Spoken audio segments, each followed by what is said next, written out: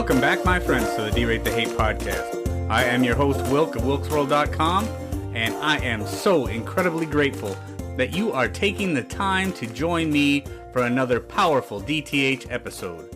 Friends, at the D-Rate the Hate podcast, it's all about bettering the world one attitude at a time. See, we did not create the hate, but with your help, we can derate the hate. That all starts with gratitude and personal accountability. We cannot control everything that happens to us in life, but we can control how we react to it. How we act, how we react, no matter what happens to us, how we react to it makes the difference. Friends, there is only one good thing about a bad attitude, and that is that we have the ability as individuals to change it. Here on the DTH podcast, we strive to bring you great guests and provide tools to do just that. Please be sure to share it with your friends. Subscribe if you haven't done so. Ratings and feedback are always greatly appreciated. And with that, let's get to this week's episode. Friends, I think if we're honest with ourselves, we can all admit that there is a certain amount of bias in all of us. We have to open up to that vulnerability. We also have to realize that our unconscious thoughts contribute to that bias. This is not something that I often think about, as I do my very best every day and in every way to try and treat every single human being the same way, to see the humanity in everybody. So I've invited my new friend, Jessica Nordell, in to talk about her book, The End of Bias, A Beginning, to get her input on how we can eliminate unconscious bias and create a more just world. Jessica was introduced to me by my good friend Monica Guzman of Braver Angels because she knew that this would be a great conversation for two people of diametrically opposed political views, but very common views when it comes to the humanity of all people, whether they agree with us or not. Now, if you're not familiar with Jessica, she's an award-winning author and science writer known for blending rigorous science with compassionate humanity. Her first book, The End of Bias, A Beginning, is the culmination of 15 years of reporting and writing on the subject of bias and discrimination and how to solve it. She's written for publications including the New York Times, The Atlantic, and the New Republic. The End of Bias was named a Best Book of the Year by the World Economic Forum, Greater Good, AARP, and Inc. magazine, and is currently being used by organizations from newsrooms and startups to universities, healthcare organizations, and faith communities to solve some of the biggest cultural challenges. Don't miss another great DTH conversation with my friend Jessica Nordell. Here we go. Jessica Nordell, thank you for joining me on the D-Rate the Hate podcast. I have been looking at the stuff that you do based on an introduction from our mutual friend, Monica Guzman, and I'm excited for the conversation. So thank you so much, Jessica, for joining me today. I do appreciate you being here. Thank you. I'm really excited to talk with you. Yeah, so your book, The End of Bias, a Beginning. First of all, obviously with the D-Rate the Hate podcast, we talk about bias. We talk about all kinds of things when it comes to, if it's bias or if it's diversity or if it's racism or if it's anti-racism. I've covered the gambit on so many of these things, and when Monica came to me and asked if I'd be interested, I was like, absolutely. With a title like The End of Bias, A Beginning. Yeah, of course, we got to have this conversation. So Jessica, let's start off talking about, what was your inspiration for the book? Where did this get started for you? I know it's something that you've been working on for a very long time. From the things that I've seen and the things that I've heard from you so far. So tell me where this started. Why did this become a passion? Why did you write this book? I started getting interested in bias as a journalist because of experiences that I had as a journalist. So one of my early experiences was writing for a lot of local and regional publications in Minnesota, where I lived then and where I live now. And wanting to kind of expand my scope, start writing for national publications. And so I started doing what journalists do, which is you pitch, you send queries to editors. They don't know who you are. And you say, hey, I'm this person. I've got this great idea. It's going to be amazing. Here's my vision for this article. What do you think? And so I was sending these queries out and I was getting like no response, like not even like, no, thanks, we're not interested, but just, radio silence.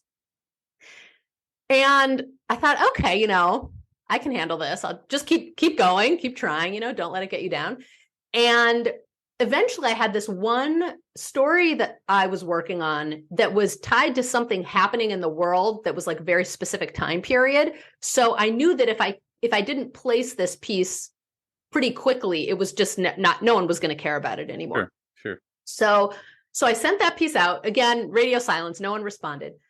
And then I had this like moment of desperation where I thought, well, oh my gosh, I've been working so hard on this. It's just going to die on the vine. What am I going to do?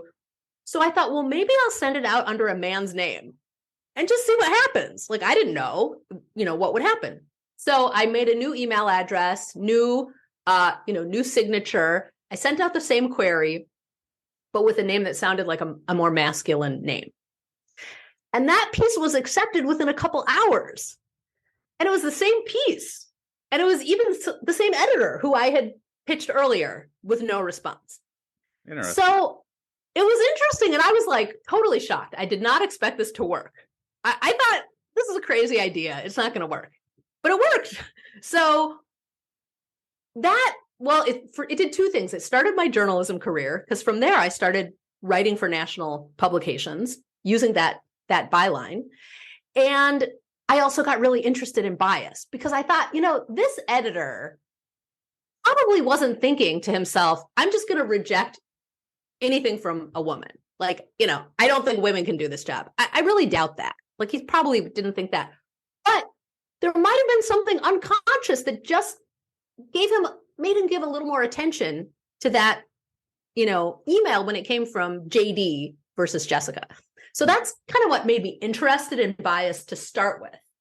So maybe I'll stop there because there's more to the story. But I'm sure that it's much much more involved than that. And so I do have one question real quick. Did you continue using like a different pen name then, or did you, once you started gaining notoriety, kind of throw in there that JD is Jessica, or how did that work? Yeah, it was tricky. I did use it for a while. I used it for a couple years. And then I ran into some problems because I'd have a situation where I would like have an email correspondence with an editor as JD, and then we'd have to talk on the phone about something. And I'd pick up the phone and say, hi, this is Jessica. And then they'd be confused. And it was like really stressful for me to keep track of who thought of me as JD.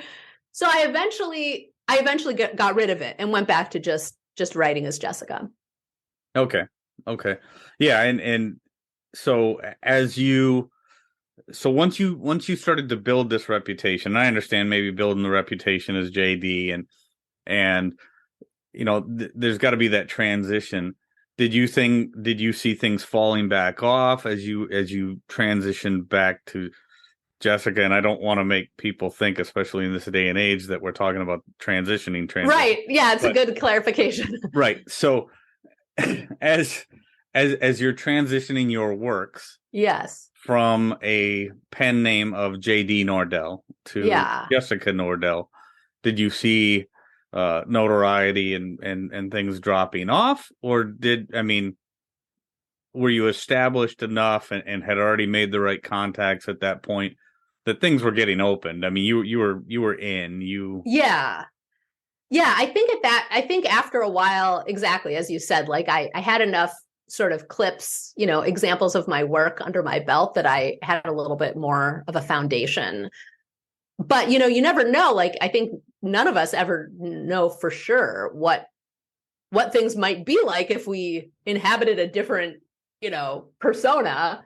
Sure. So who knows, how things might have been different if I'd continued to use JD. I don't know. Yeah, no, don't know. No, it's definitely an interesting thing. And it's certainly something, obviously, that could definitely get the mind or the wheel spinning, right? I mean, Sure. you look at those things and you're like, okay, is this really what's happening? Is this Exactly.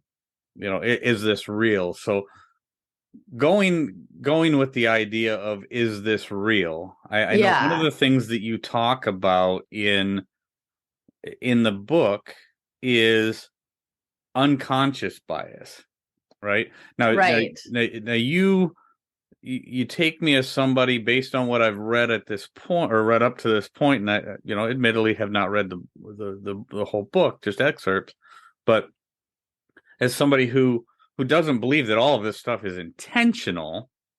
You talk about intentional bias or unintentional bias versus, or unconscious bias rather, versus Hmm. our conscious thoughts. So get into that a little bit for me, Jessica. What's the Hmm. difference between our conscious thoughts and what we do versus unconscious bias? Yeah, it's a really good question. And I mean, the idea of unconscious bias sort of came about to try to explain this paradox that people were seeing, which is that if you ask most people, let's say if you ask people in general if they believe people should be treated fairly, most people will say yes. If you ask people, do you think everyone should be treated with dignity and respect and, a sense of common humanity? Most people say, of course, absolutely. There are very few people who are like, no, I think people should be treated totally unfairly all the time. But then if you watch people's behavior, you see something different. So you see things, for example, like faculty. There was this one study where they sent out emails to hundreds of faculty members around the country at universities. And it was the same email from a supposed prospective graduate student. And what the study found was that the faculty members were less likely to respond to the email if that email from a prospective graduate student came from someone whose name sounded Black or Latino or Asian or female, than if the name was something like Brad Anderson. So you see, people are kind of behaving in ways that aren't necessarily aligned with this value of treating people fairly. And so the idea of unconscious bias is that maybe it's not that people are lying about their beliefs, and they secretly really want to be unfair, but maybe what's happening is we absorb a lot of stereotypes from our culture, just living in a culture that's diverse and somewhat segregated in some ways, and has this complex history that we have in the United States, for instance. We absorb a lot of stereotypes, and then when we encounter someone who fits into a category that we have in our mind, those stereotypes can start to influence how we react to the person, how we think about them, what we expect them to do or not do, in a way that is not actually what we believe, but it's like without our realizing it, these stereotypes are influencing our behavior. So that's kind of the idea of unconscious bias, that you have beliefs on one hand that you really hold dear, like I believe in the dignity of all human beings. And then you have stereotypes or associations that kind of live in your head that you don't necessarily believe, but they're kind of like lurking around like spam, in your head that you don't really want there, but they're there and they're kind of influencing you in ways that you might not realize. Sure. Well, yeah, no, I think that makes perfect sense. I think it's a very interesting point, and I don't think people most oftentimes even think about that, because again, it's obviously it's unconscious, right? Yeah. And it happens really fast. If you're not like really paying attention to, the inner workings of your own mind, I do it all the time. Like I catch myself all the time now making an assumption about someone and then having to stop and be like, where did that come from? Sure, I don't know this person, Well, yeah. And it even goes to, I mean, just to break this down, maybe even call it little devil's advocate thing, which I'm going to do a little bit in this conversation, obviously. Mm-hmm. But, when people are, let's say employers are going through resumes, right? They're going through resumes and they're looking through resumes. They're looking at things like, and maybe not so much anymore because they're all online, but the different kind of stationery, the different kind of font that you're using to print, the different kind of, things like that. they've got a formula that's already worked out in their brain Yes. as to how things, they may have a stack of 25 resumes. They're going through things and they're making decisions based on stuff that some people would think are completely, may think are completely silly. You know, Right. like I said, stationery, font, the way that you put your header on the resume, you know, things like that. And I'm certainly not trying to equate taking out somebody who's a female or of a different race or ethnicity, not comparing that to stationery or font. No, but you're but I'm just saying that the thing is we develop these formulas in our head of how we are going to make our decisions. exactly. You know, and then I'll take it one step further. You know, we talk about this is something that comes up in these conversations all the time, is profiling.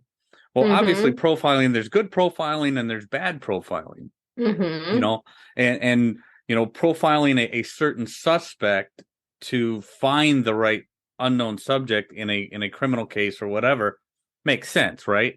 We're doing it, but it's only when you have bad intent towards the person or the class of people or whatever that you use that as a profiling category that I think things are bad.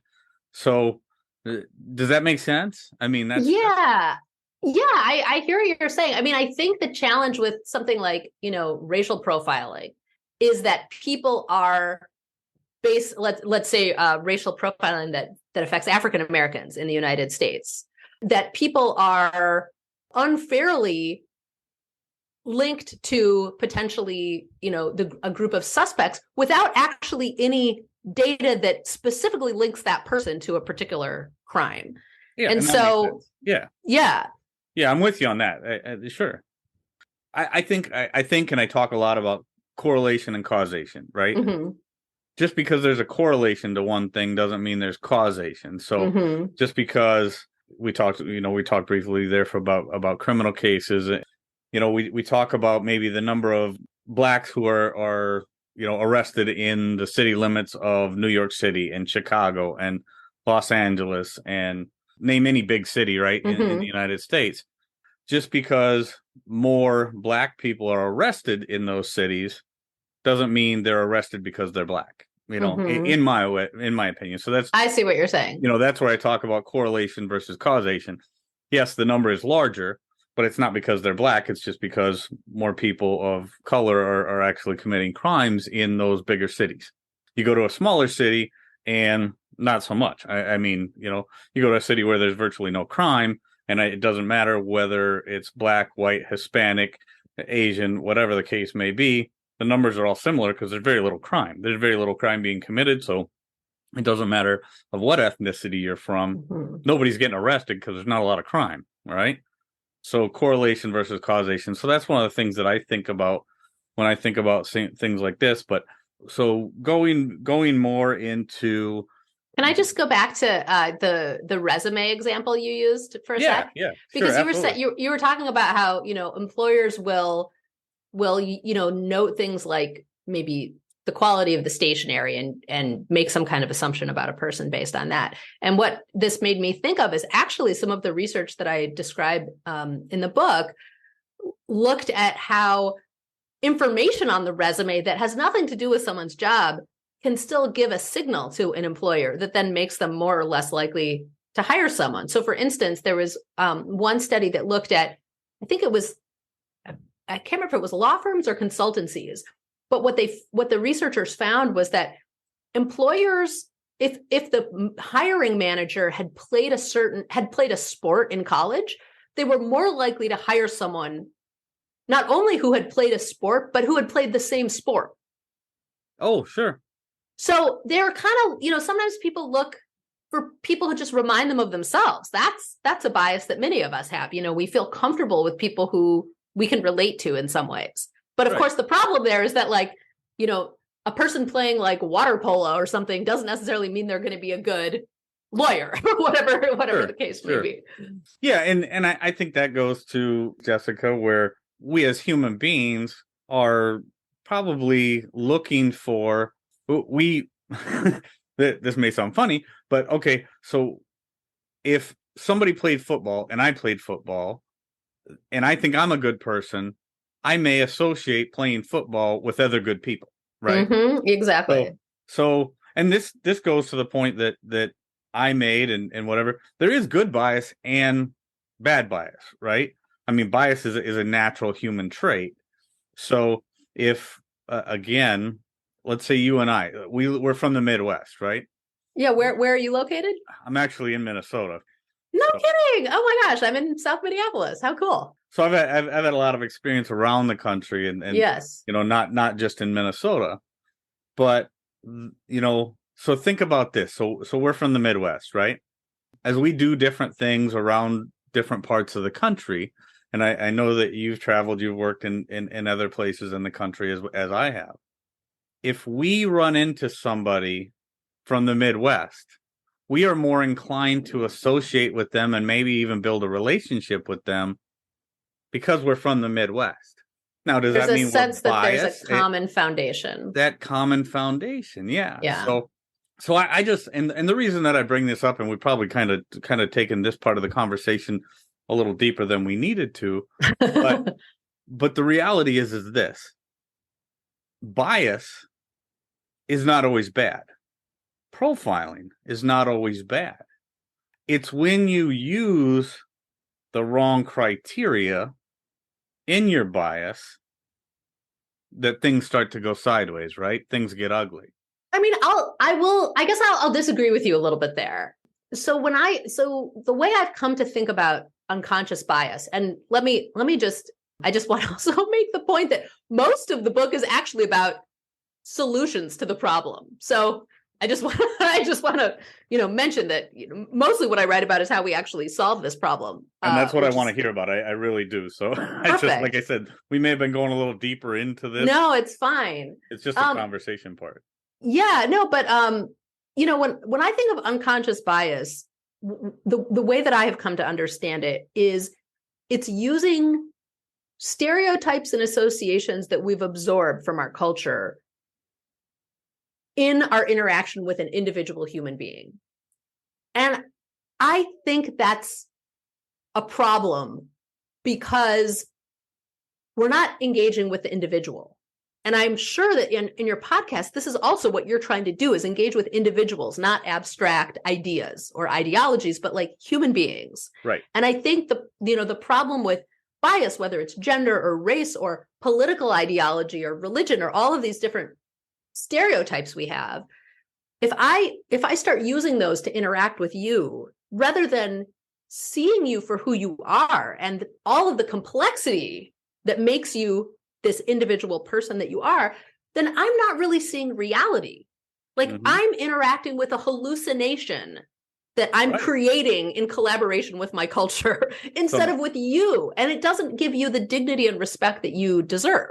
I couldn't agree with you more. That is absolutely awesome, Jessica. And I love that point because you're right. If somebody goes in with a preconceived notion of who I am, which has happened quite often, and quite honestly, that's one of the ways that this podcast has come about, or the way that I grew up, very poor kid from the Midwest, always hand-me-downs, leftovers, shabby car. People go into that conversation or that interaction with a preconceived notion, and they may miss a lot of who I am or who you are, or whatever, instead of actually saying, okay, this person is a blank slate in my mind. Let me get to know who they are and build my own understanding of this human being. No, I love that. And that's absolutely beautiful. That is beautiful because that is, I think that's so important. One of my dear friends that I've made from the podcast and somebody who I really enjoyed having on the podcast and learning more about her through the podcast and the works that she's done is Dr. Sheena Mason, The Theory of Racelessness. I don't know if you've read that or heard of her or seen the work that she does, but it's very much the same thing. She talks about not actually race not being a thing. Exactly. Yes, So it's an invention. It's a complete it's invention. an invention. It's a social construct Yes. that people have developed to try and keep people separated. And as long as people keep using race to identify one another, we will stay divided. I So think that's I'm so glad you bring that up, because what you're pointing to is like one of the deep tensions of talking about this work, which is exactly, I mean, I think sometimes people on the left aren't really willing to acknowledge the truth of what you're saying, which is true. And there's research that shows that the more we emphasize a particular category and emphasize how important that category it is, the easier it is for us to see everyone in that category as being the same. correct. And that leads to stereotyping. Absolutely. Yeah, it's However, something oh, go ahead. No. I was going to say, however, but I think sometimes the conversation ends there. Like when I hear people who lean more right talk about this, I think sometimes that's where the conversation ends. And what I think it's also important to understand is that these categories that have existed for hundreds, and in some cases thousands of years, can't just go away overnight.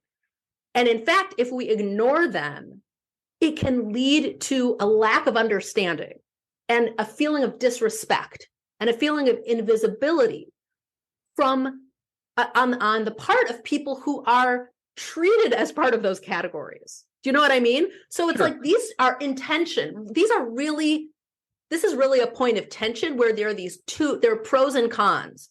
And I think that this is something where we just have to struggle with as a country.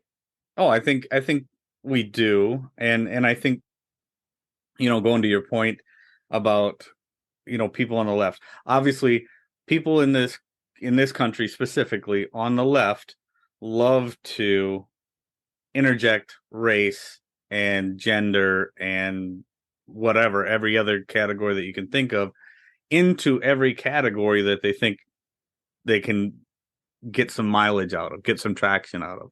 And it drives me insane. I'm not going to lie. It drives me insane because, and I've done episodes about talking, get out of the box. Don't let people put labels on you. Right. Grab your own identity and don't try to allow this thing that people have constructed to keep us separated, because literally that's what it's for, in my opinion, in most cases, political. And this actually it beautifully segues into what I wanted to talk about with you next, Jessica, is you talk in the book about the problems with DEI programs in so many of these corporations and things. And again, this makes me think about my friend Dr. Sheena Mason, and then another friend of mine, Daryl Davis, going into schools and corporations. Yeah, going into these schools and corporations and actually talking to people on a different level rather than the standard DEI. In my opinion, most of the time, this DEI stuff is toxic. Mm-hmm. So I want you to talk from your perspective, because I know you talk in the books, like I said, about the problems and the lack of results in a lot of ways with standard DEI instruction. I mean, it really is a problem. Like if you look at research about whether the diversity trainings, for instance, change people's behavior, which is ideally what you think people would want, right? That you would do this training and then people would start to behave more fairly or, in more just ways. Well, you would think that would be the goal, right? You'd think that would be the goal. Yeah. And unfortunately, a lot of these trainings don't actually have research behind them. So the problem with that is that they could be making things better. They could be making things worse, or they could be having no effect at all. And we just don't know because in many cases, there isn't research. The risk also is that sometimes they can cause backlash. And there is research that suggests that when people are forced to go to a diversity training, this does lead to some backlash. And in fact, there are some sociologists who looked at a few decades of diversity programs in corporations. And they found some approaches seem to actually create more pathways to management and leadership for women and people from minority backgrounds. And some actually had the opposite effect. And one of the approaches that had the opposite effect in their research was mandatory diversity trainings. And their hypothesis is that when people feel forced to do something, they feel their autonomy is being taken away. This creates anger and kind of resentment, and it actually leads to the opposite of what these trainings are all about. So it's a real challenge. Yeah, and I think that comes along with anything, because a lot of these programs, and I've read through a number of different ones, and some have, I think some have merit and some are just off the wall. And I think there's always going to be room for growth, but that growth is going to be somewhere in the middle. Mm-hmm. But talking about the backlash, right? So I've seen and looked through stuff, and I think about Ibram X. Kendi's Racism, Anti-Racism, and You book, which in my opinion is like truly racist. It's a disgusting book. But that type of get in your face and tell you everybody that disagrees with this book is a racist kind of approach will always breed more toxicity and division than it's going to do anything to build unity, right? Mm-hmm. It's not going to do anything to heal anybody. It's going to cause more problems.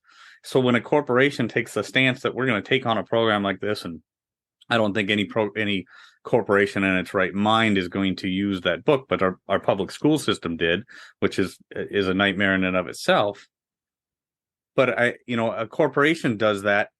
They build animosity amongst their ranks. And I think that kind of thing is ultimately toxic. It does worse than it does more bad than good. Yeah, I mean, I think one of the challenges in talking about this work, and I love Ibram X. Kendi's book, Stamped from the Beginning. I don't know if you've read that one, but it's a history of race and ideas about race. That's the one, and that's the one that I think is horrible. But oh, really? Stamped from the Beginning. Oh, I think it's great. I mean, one of the things that I really appreciated about that book was he had the same question I did, which is, where did this idea of race even come from? And who was the first person to express the idea that people from the continent of Africa were inferior? Like, where did it was invented by somebody. And he actually traced it to a particular moment in time in the 1400s, which was really helpful for me, in my kind of understanding of how these ideas get created and perpetuated. But we can disagree about that book. That's okay. And we will, but that's and we don't need to. But I want you to make your point. Yeah. Well, I think one of the challenges is that, and I get it, it's really tough. I think when people think about unconscious bias or this idea of racial bias and gender bias, when these ideas are brought up, understandably, people feel often that they're being attacked, that they're being told that they're bad, that there's something wrong with them. And understandably, people are like, I'm a decent person. I do the best I can. And how dare you accuse me of this thing that is not true for me? I think there's this real challenge, which I really try to do with this book, which is I'm not accusing or blaming anyone. What I want to do is for us as a culture to understand how some bad ideas have gotten passed down, that we've inherited bad ideas about white superiority or male superiority, and that those ideas are still influencing our society in ways that I think are actually bad for all of us. Yeah.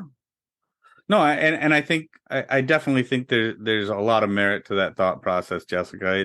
It first of all, I mean, yeah, that's exactly right. I mean, that's the point that I was making as well. Is in some of these DEI trainings and some of the stuff that we see in some of those programs. You're right. People feel attacked, and as soon as they feel attacked, they're going to put up their defensives. They exactly. Shut down.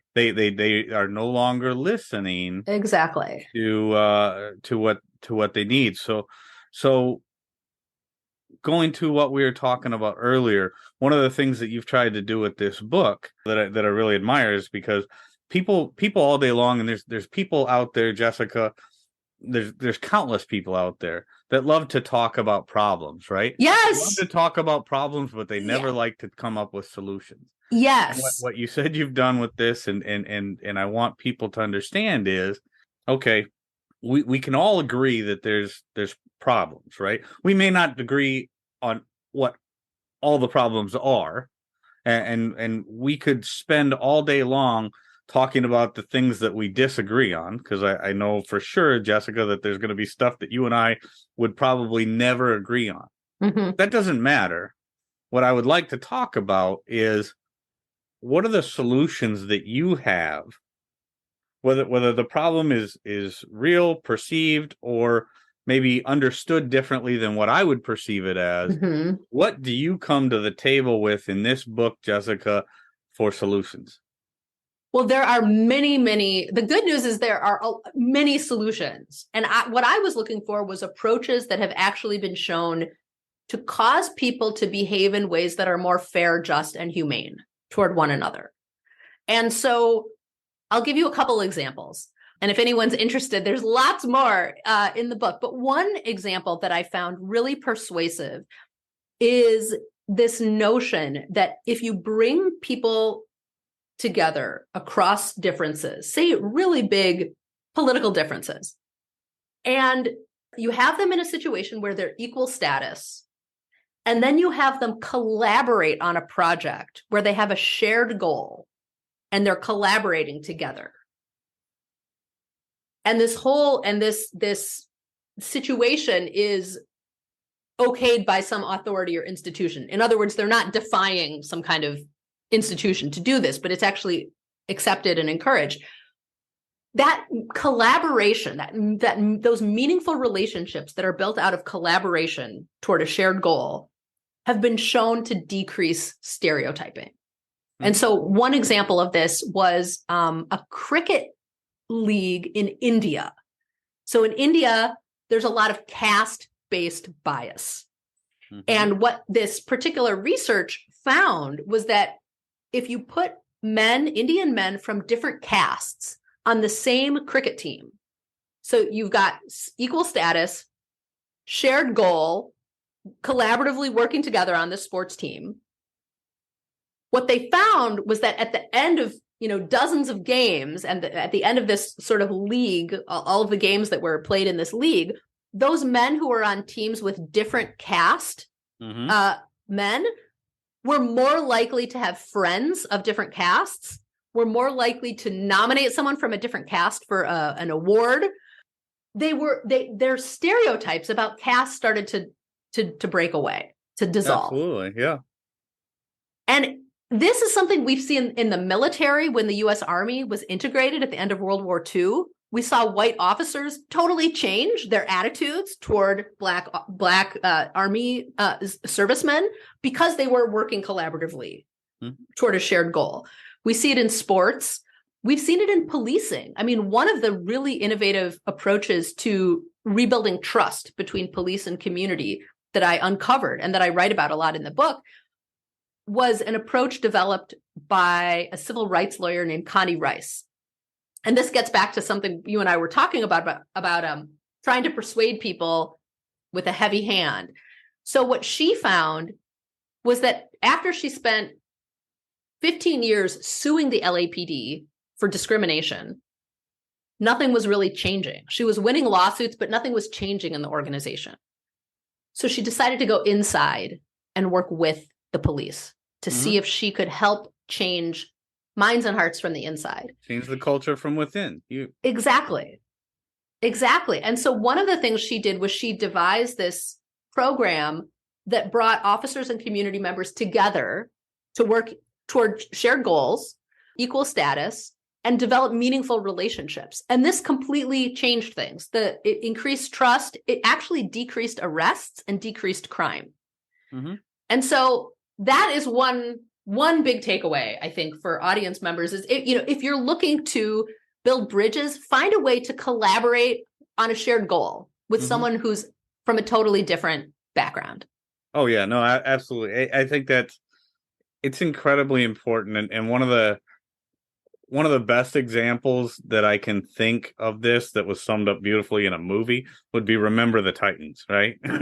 You talked about the example of the Indian cricket team. Well, I mean the movie Remember the Titans with Denzel Washington and is one of my favorite movies of all time, and I don't think any human being can watch that movie and not just get goosebumps, and it's an awesome thing. And then again, I go back to, my conversation with my friend Daryl Davis and the things that he's been able to do. Oh, completely. The things that he's been able to do in really infiltrating, white supremacist groups and changing the minds, hearts, and souls of different individuals and getting them out of the Klan and getting them out of the neo-Nazis. And I've talked to some of the people that he's helped, former head of the Nazi Party, Jeff Scoop, on the podcast. And the common thing that comes away from those conversations, Jessica, is if you treat them like a monster, you will never change their mind. Mm-hmm. Hate what they're doing, hate what they're saying, hate what they're living. But if you want to change what they're doing, you have to get in there and really collaborate. So completely. I'm getting goosebumps thinking about this and hearing you talk. It's reminding me of something that Connie Rice said to me, which was, Jessica, I realized you can't persuade people you hate. You cannot persuade people you hate. No. If you, yeah, if you start that relationship, well, just look at the political landscape that we live in nowadays, Jessica. Mm-hmm, look at how toxic things have become. Yeah, it's horrible. 6, 8, 10, 12 years, whatever the case may be. The more toxic it becomes, the less that gets done. And who suffers? The American people every single time. Yes. It's awful. Yes. And awful. I was actually now you have neighbors not talking to neighbors. You have family members that won't talk to family members, all because some blowhard politician in Washington gets up to a podium and says, these people want to run your grandma off a cliff, or this person is going to, bankrupt your family and ruin everything that you've worked for your whole life. That stuff is what stands in between civility, yes, and just outright hatred for a fellow man. And I think this is something Monica and I talked about recently as well. Our mutual friend, Monica Guzman, she was pointing out that it's almost become legitimized to dehumanize people on the basis of politics.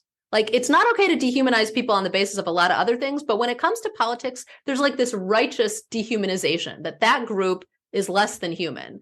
And it's going to be the end of us, I think, if we don't figure out what to do. And that's why I love the work that I do with Braver Angels and my friends Monica Guzman and all the folks over at Braver Angels. I mean, the work that they do to try and bridge that political divide has been incredible. I mean, it's been one of the honors of my life to get to be part of that with them. And quite honestly, I think I'm actually going to be doing more with them as we go forward.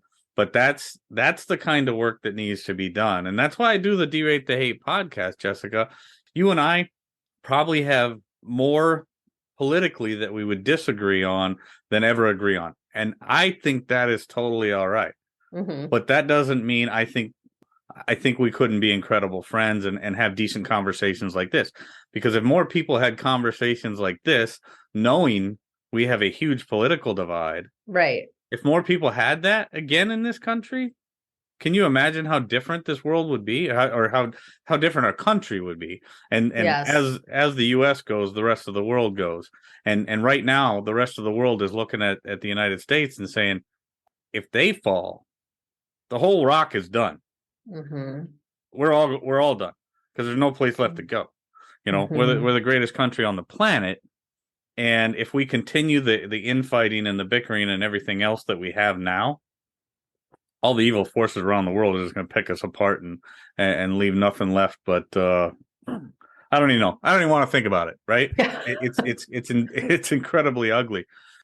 So yeah, no, that was just one example, and a fantastic example, Jessica, of a solution for getting beyond the bias. Yeah. You know, and yeah, it's important. I mean, obviously, I don't think anybody out there looks and can say we live in a world or live in a country that's free of racism. We live in a country that's free of bias. I mean, you'd be silly to say such a thing. Now, of course, I don't believe that it's nearly as rampant, as some people, do. And I think more often than not, certain opportunists try to take advantage of their ability to promote that as, the biggest issue we face as a country. But what I do agree with you on is it can be better. It can get better. And I think we all need to do our part as individuals on a daily basis to try and be better people. Yeah. And I mean, I think we all understand what it feels like to have assumptions made about us. You and I, I'm sure, both have had experiences as Midwesterners with people making some kind of generalization about what people from the Midwest are like. Flyover country, right? We hear that. I lived in Orlando, Florida for 13 years. I was called a Yankee almost every day, which is fine. I mean, I don't care. It's funny. But, Midwest, redneck, exactly. Those kind of things. And I lived on the East Coast. I lived on the West Coast. I can't tell you the number of times someone made some disparaging remark, maybe not even knowing I was from the Midwest, about, those provincial, uneducated people. Who cares about them? So right. we all, I think a lot of us probably everyone has had the experience of someone mistaking something about them, making an assumption, stereotyping them, not getting something about them. So I think we can all relate to how frustrating it is to not be seen for the individual that we are. Absolutely. And I think that's the biggest takeaway I want everybody to have from our conversation here today, Jessica. Obviously, I want people to check out your book. I don't care if they're on the right. I don't care if they're on the left. I don't care if they're a man, woman, somewhere in between. If they think that too, whatever. I want people to check out your book because I think you do provide real solutions. And I think you provide a viewpoint that everybody needs to at least see. But I think the biggest thing that I want people to take away from this particular conversation, like so many of my conversations, is don't paint that picture of somebody in your mind before you have that conversation. Yes. Look at everybody as a blank slate and build your perception of them as you get to know them. Yes. And work with them as the individual that they are, and not some preconceived notion of who they are based on what they look like, what they sound like, where they're from, or things like that. I think that's honestly, I mean, that's one of my biggest goals in everything that I do. Yes. Is we're all individuals. We can only fix ourselves as individuals, and we can only look at others as individuals. I was wondering, and feel free to say no or edit this out, but I was wondering if I could read you a short section that kind of addresses this exact question. Absolutely. Okay. I've got, because this kind of, I have this short paragraph that just touches on a lot of what we've talked about individuals versus groups versus should we emphasize these identities? Should we ignore these identities? These big questions we're struggling with as a country. Okay, here goes. For much of this project, I struggled with what felt like a paradox. The fact that on one hand, emphasizing differences carries the risk of deepening essentialist stereotypes and increasing prejudice and discrimination. But on the other hand, downplaying these differences can generate feelings of invisibility and disrespect. In time, I came to see that the choice was false and impossible. We are all of these. We are similar, sharing the need for belonging, fresh air, vegetables, and human connection. We have differences born from our ancestries and bodies and contexts created by people long dead. And we are individuals, as particular as the markings of a human iris. Wrote Audre Lorde, we have no patterns for relating across our human differences as equals. The problem, it seems, is not in seeing these differences, but in the values and meanings we attach to them. And maybe if we can grapple with our biases enough to see one another in all these facets at the same time, perhaps we can begin to create the patterns that Lorde imagined. Yeah, no, I mean, I think you're right. I think it is a false choice because you're right. You're always going to run the risk one way or another. We hear people talk about a colorblind society versus a colorless society and things like that. And you're right. Do we shoot for that colorblind society, but then ignore and run the risk of offending? So I don't think there is a perfect answer. Right. I go back to what I say all the time, and that's we as individuals need to work within ourselves to be the best human beings that we can be. Agreed. If I am doing my best to treat everybody, and I know I've been throwing out so many different names in this particular conversation because it's great. It takes me back to so many of these different people that I've talked to. But another friend of mine, Jennifer Furlong, talks about the platinum rule, right? Not the golden rule. Not don't treat people as you want to be treated. Treat people as they want to be treated. Mm-hmm. Yes. It's the platinum rule. And it's beautiful because I may not want to be treated as your culture would have you hope that you are treated. Mm-hmm. So we talk about multiculturalism and one of the greatest things about the United States, in my opinion, and the opinion of many in my experience throughout my life, has been the United States is one of the most successful multiracial, multicultural, multi-ethnic places on the planet. Oh, yes. There are people that would have you believe differently, but we are. But if you focus nothing more than on multiculturalism and multi-ethnic and multi-blah, blah, blah, if you focus on those things, we lose our identity as a nation, right? Because that can't be the identity. There has to be a common bond. It can be part of it, and it's important. It really is important.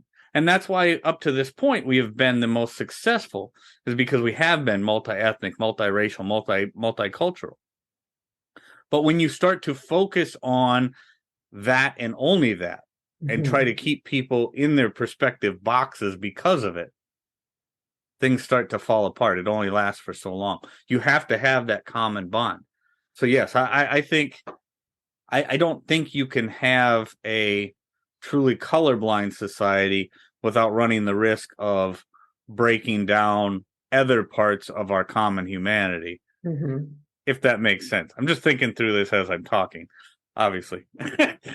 But does that make sense? I mean, absolutely. I mean, it's really something that I continue to struggle with. It's a real unsolved problem of our country. Sure. How do we deal with differences? And I totally understand the desire from some to say, let's just ignore the differences, let's move on, let's move past them to our common humanity, our common shared goals as a country, as a nation, as a society.